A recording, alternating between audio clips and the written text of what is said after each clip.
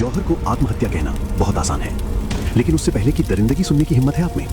क्योंकि अगर आप पूरा सच सुनेंगे तो शायद जौहर शब्द आपको आत्महत्या नहीं बल्कि महिलाओं का बलिदान, त्याग और स्वाभिमान दिखेगा। जौहर की शुरुआत होती है राजस्थान से, जहां चित्तौड़गढ़ किला है, जिसका नाम सुनते ही ज्यादातर लोगों को रानी पद्मावती और 16,000 महिलाओं का जौहर याद आता है। लेकिन बहुत कम लोग जानते हैं कि चित्तौड़गढ़ में जौहर एक बार नहीं 3 बार हुआ था। 1303 से 1568 के बीच 264 वर्षों में इस किले ने 3 महाविनाश जौहर देखे। पहला जौहर 1303 में जिहादी अलाउद्दीन खिलजी के आक्रमण के समय राणा रतन सिंह की पत्नी रानी पद्मावती ने 16,000 महिलाओं के साथ किया। दूसरा जौहर 1535 में बहादुर शाह गुजराती के आक्रमण के समय राणा सांगा की पत्नी रानी कर्णावती ने 13,000 महिलाओं के साथ किया। तीसरा जौहर 1568 में जिहादी अकबर के आक्रमण के समय राणा उदय सिंह की पत्नी फूल कंवर ने 7,000 महिलाओं के साथ मरना पसंद किया। चित्तौड़गढ़ में मुस्लिम आक्रांताओं की क्रूरता से बचने और अपने स्वाभिमान के लिए करीब 36,000 से अधिक महिलाओं ने जिंदा अग्निकुंड में प्रवेश किया। ये कहानी सिर्फ चित्तौड़ तक सीमित नहीं थी।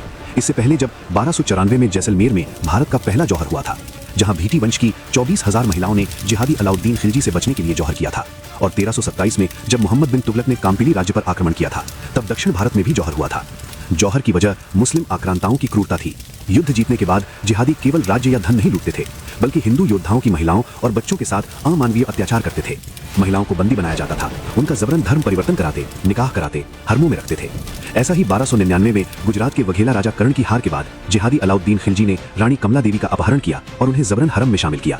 उनकी बेटी देवल देवी को जबरन इस्लाम में परिवर्तित कर खिलजी ने अपने बेटे खिज्र खान से निकाह कराया। खिज्र खान की मृत्यु के बाद देवल देवी को शादिब और कुतुबुद्दीन ने बारी बारी से बंदी बनाकर दुष्कर्म किया। कई बार आत्महत्या करने वाली महिलाओं के शवों के साथ भी ये जिहादी कुकर्म करते थे।